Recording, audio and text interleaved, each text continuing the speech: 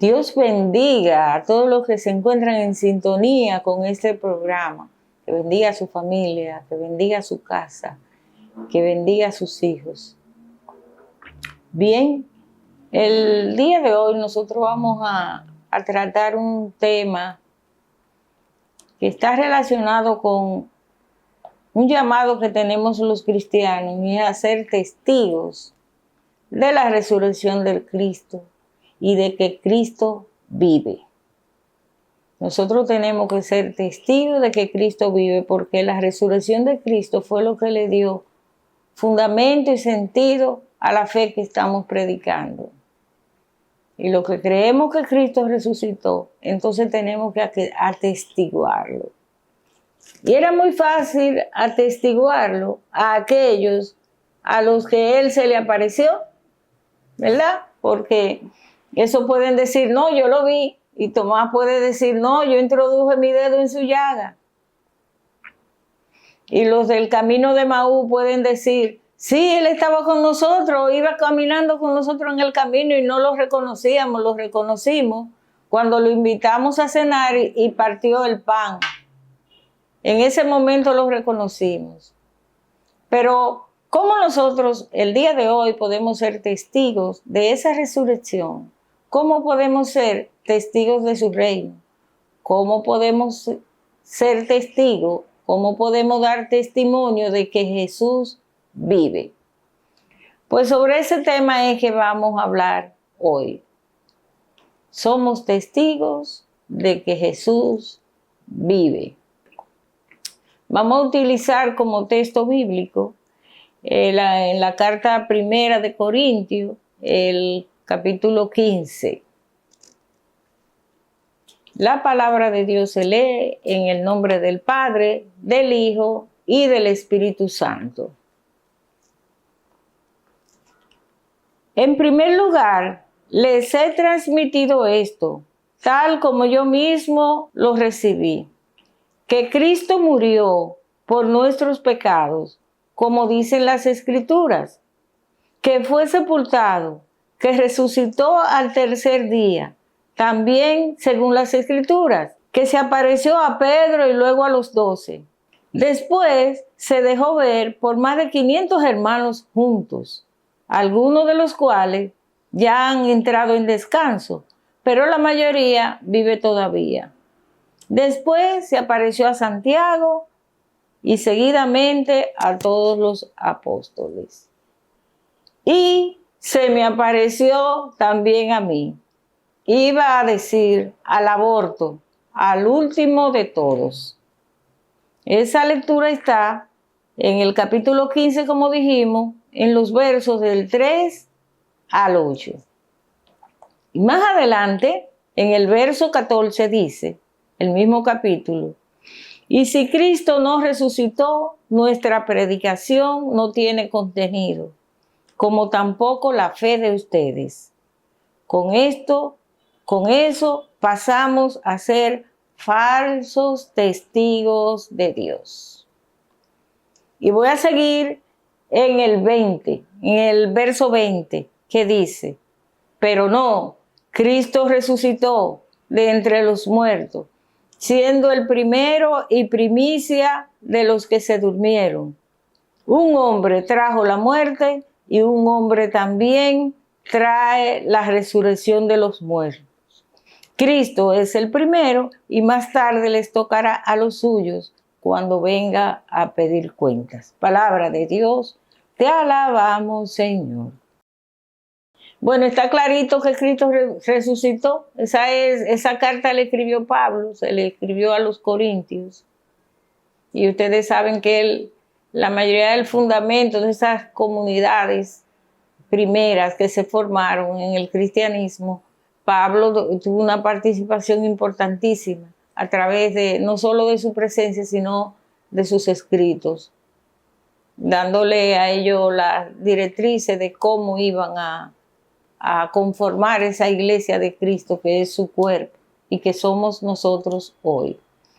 Pues como les decía, los apóstoles a los que Cristo les apareció son testigos oculares, como decimos nosotros los abogados en derecho, porque estaban ahí y vieron.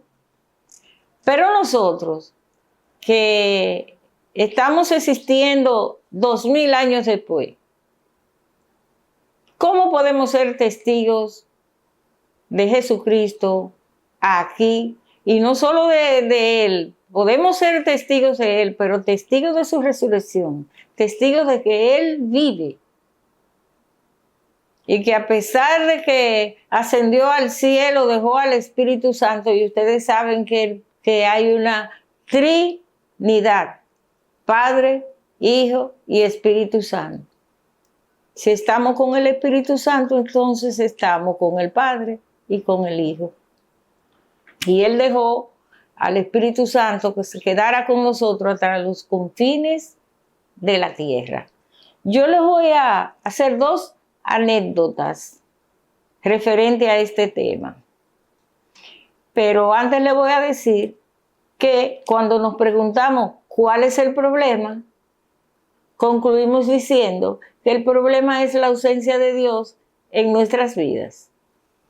Bien, yo estudié en un centro educativo dirigido por Hermanas Salesianas, Escuela Parroquial Cristo Rey. Estamos hablando de mediados de los años 60 hasta inicios de los años 70.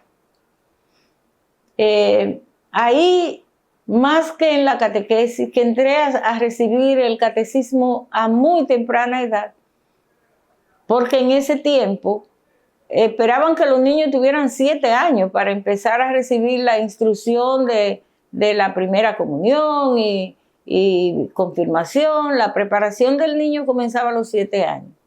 Pero como enviaban a mis 2 hermanos mayores que yo al catecismo, pues yo me colaba y ya parece que le caí bien a la catequista y me dejaban ahí. Resultó que antes de los 6 años ya yo me sabía el catecismo completo. Y no tuvieron más remedio que incluirme en el grupo de lo que iban a hacer su primera comunión. Yo creo que más que el catecismo, más que todas las instrucciones que nos dieron, a mí me marcó algo en ese tiempo. ¿Qué me marcó? Yo ver que esas monjitas salesianas, la mayoría españolas, en ese tiempo no habían dominicanos, monjas ni padres. Si habían, eran muy escasos. La mayoría de esos misioneros eran extranjeros.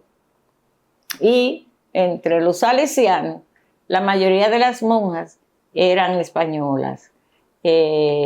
Más tarde, ya unos años después, conocí una monja, Sor Fidencia Rodríguez, dominicana. Bien, pero yo empezó a marcar mi vida y mi fe. Yo empecé a conocer a Jesús en las actuaciones de esas monjitas. Una de ellas, Sor Ana Olga, dirigía el dispensario médico. Y ese era el dispensario médico, no para los niños de la escuela exclusivamente, era para el sector de Cristo Rey. Y yo veía a esa monjita cuando ella se ponía, porque no había enfermeras y cosas de eso, ella misma limpiaba las llagas y curaban los enfermos, le daban las curas a los enfermos, con tanto amor, con tanta entrega, que entonces yo dije, oh, eso es Cristo. Eso es Cristo. Esa persona tiene que estar llena de Cristo. Pero cerca de la iglesia había un callejón, como en un derrique por ahí. Y en ese callejón vivía mucha gente, hacinado, ahí sin ningún tipo de condiciones de vida. Casuchas de tierra, esos niños usted lo encontraba ahí nadando en la tierra, lleno de mocos y sin peinar y sin bañarse, lleno de tierra. Y yo vi cómo esas monjitas se metieron a esos callejones a rescatar a esos niños. Pero no solo a los niños, a los padres también. Y enseñaron a esas madres a mantener sus niños higiénicos, aunque fueran pobres. A mantenerlos limpios, bañados, peinados. Ellas también conseguían ayudas de los gobiernos, de otras instituciones, de su país, de por allá, le traían ayuda. En ese tiempo existía una institución que era la Alianza para el Progreso y mandaban comida y mandaban ropa. Y ellas se metían en esos callejones a llevarle la ropa, a llevarle la comida, pero a instruir a esas madres y a esos padres sobre la responsabilidad que ellos tenían sobre sus hijos. Y a enseñarles que ser pobre no significaba ser asquerosos, que se podía ser pobre y andar limpio, que se podía ser pobre y ser decente. Eso yo lo aprendí con las hermanas salesianas de Cristo Rey. Y al cabo de muy poco tiempo, yo veía a esas madres que vivían ahí en ese callejón, en su mayoría, en la iglesia, bien vestidas, arregladas, sus hijos en la catequesis, en el colegio, y los más pequeños ya andaban con sus niños, pero cambió el sector. Hoy para mí Cristo Rey no es sombra de lo que era. Y yo creo que el 80%, por no decir el 90% o el 100%, se le debe agradecer a la labor que realizaron allí las hermanas salesianas y los sacerdotes salesianos también, desde que empezó a formarse esa comunidad en ese lugar. Y eso a mí me impactó de manera tal que cuando yo cumplí los 17 años, terminé el bachillerato y que a pesar de estar condenada a una enfermedad catastrófica, por diagnóstico médico, porque ellos me condenaron y el Señor me liberó de esa enfermedad. De lo contrario, yo no estuviera aquí hablando. Pero conllevó a que mi hermana, que estudiaba educación en ese tiempo, y yo que la fui a sustituir al colegio donde ella trabajaba, nos surgiera la idea de replicar en Las Palmas de Herrera, donde nos mudamos, mi padre se mudó a vivir y ya en otro testimonio le contaré esa historia, pues mi padre llegó a La Palma huyendo conmigo porque me raptó de un hospital donde me iban a hacer una cirugía. Y el Señor le alertó para que no me hicieran la cirugía. Pues formamos una institución educativa. Eso comenzó con un centro de catequesis, por supuesto, y luego fueron tantos los niños que llegaron al patio de nuestra casa, que con esos mismos niños iniciamos un proyecto educativo que en nuestras manos duró unos 43 años. Ya luego nosotros tuvimos pero en nuestras manos, primero con mi hermana que estudió educación y posteriormente conmigo, pues estuvimos a la cabeza de esa institución. ¿Y qué era lo que hacíamos ahí? Replicar lo que vimos en la escuela parroquial Cristo Rey. En esa institución había un grupo de catequesis, pero había un grupo de poesía coreada, un grupo de baile, un grupo de teatro. La palabra de Dios la llevábamos al teatro. Y los niños, el Colegio Santa Lucía llegó a ser en este sector, un sitio de recreación, de aprender la palabra de Dios. Pero ¿de dónde nosotros sacamos eso? Fue que tratamos de, lo mismo que vimos allá, hacerlo aquí, también con los niños pobres y más necesitados de ahí, de Guajimía y compañía. Y entonces, ese fue el Cristo que yo conocí en Cristo Rey. Pero hay otro testimonio se llama el padre Emiliano Tardí. Algunos de ustedes lo conocen. Él que escribió un libro que se llama Jesús está vivo.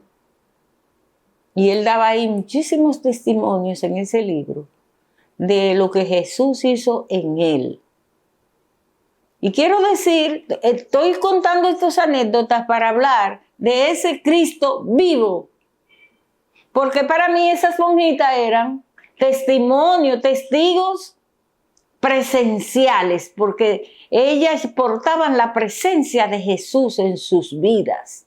Entonces, aquellos fueron testigos oculares, nosotros somos testigos presenciales, porque lo que andamos en la presencia de Dios, podemos atestiguar que Cristo vive, y que sí, que resucitó, y que nos dejó al Espíritu Santo, y que vive a través de nosotros hoy. Luego ya Él volverá, en cuerpo así, volverá. Pero mientras tanto, somos nosotros. Él nos envió y dijo, en mi nombre expulsarán demonios, sanarán a los enfermos. Vayan por el mundo y prediquen el Evangelio. Entonces, el padre Emiliano Tardí, que mi familia conoció porque mi mamá me llevó cuando andaba conmigo desahuciada, con esa enfermedad que yo tenía. Él estaba dando charlas en diferentes pueblos y una vez recuerdo que a mí me llevaron a Jimaní, tendría yo 9 o 10 años, en donde él estaba celebrando una Eucaristía que terminaba en misa de sanación, porque ese padre predicaba con poder, sanaba a los enfermos, curaba, los ciegos recobraban la vista, los cojos caminaban. Y yo soy parte de esas sanaciones del padre Emiliano Tardí. Yo soy una testigo de que ese señor predicaba con poder. Entonces, ese señor era un testigo presencial de Jesús aquí en la tierra, el padre Emiliano Tardí. Y cómprense el libro Jesús está vivo, que ahí ustedes van a ver todas las historias. Y también las cosas que ocurrieron en él, porque hay un detalle del padre Emiliano que él cuenta en su libro y dice, él fue afectado de una enfermedad, me parece que era tuberculosis pulmonar, si no me equivoco. Y ya estaba listo con los pulmones y listo, desahuciado en el hospital. Y llegaron unos hermanos a leerle la palabra. Fueron con la Biblia a leerle la palabra como los hermanos que tienen ese ministerio de ir a los hospitales a orar por los enfermos.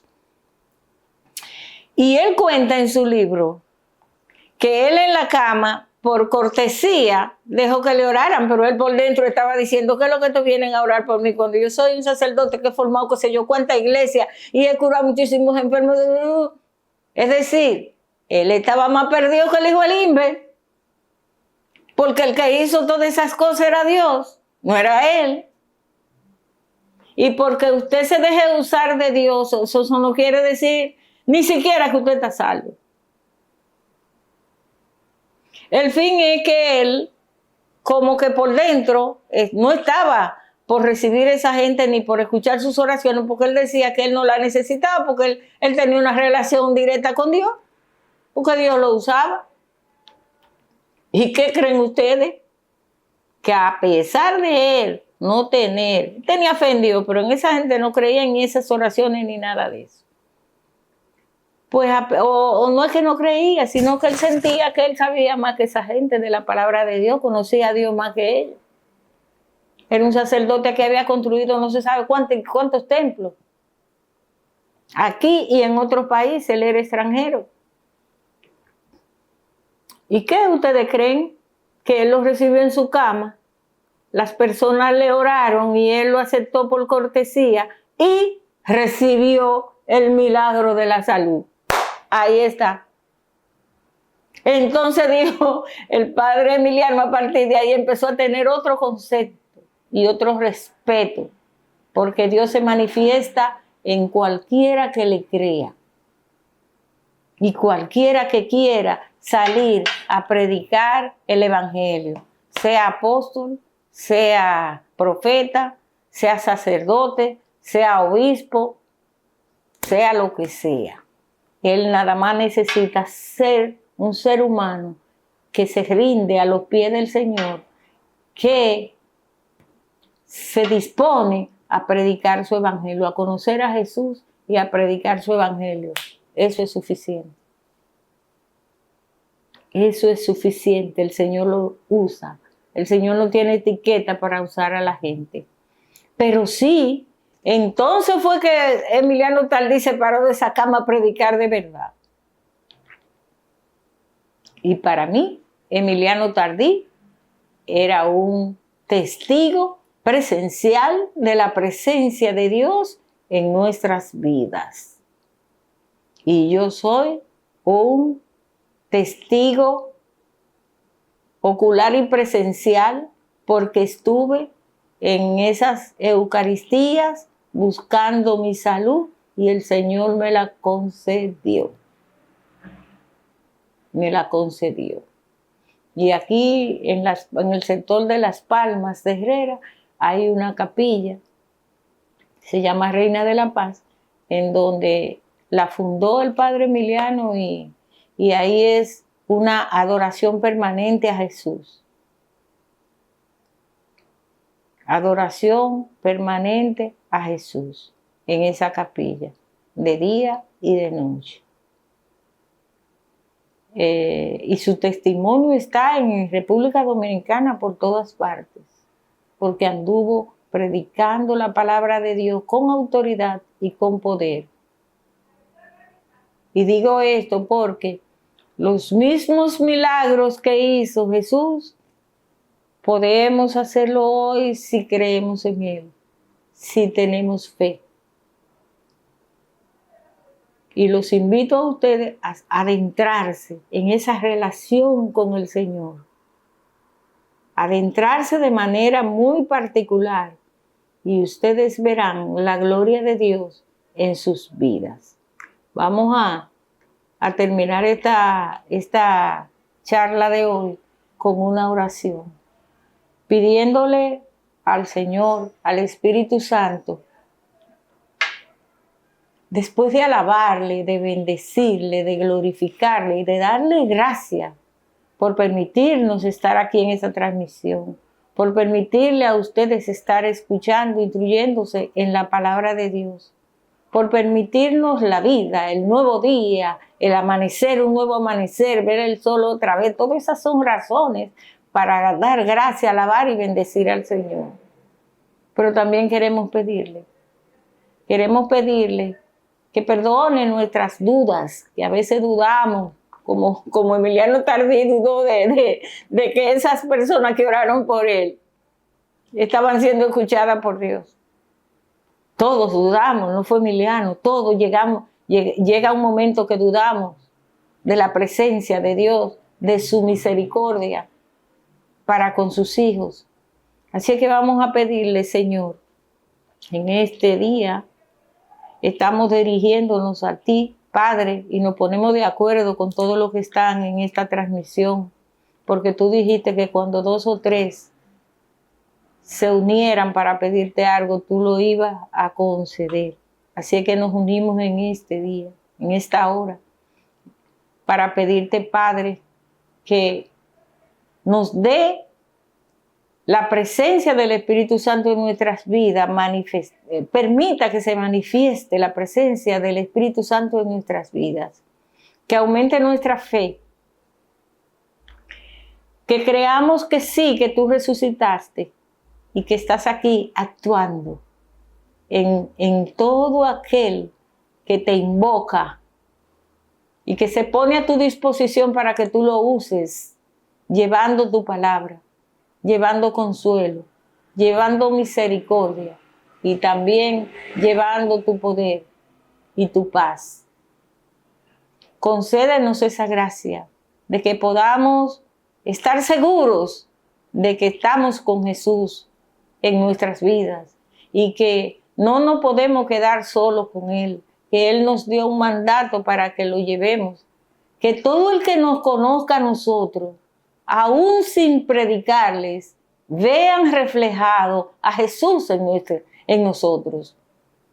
Y quieran estar con nosotros y quieran escucharnos, porque nos parecemos a Jesús.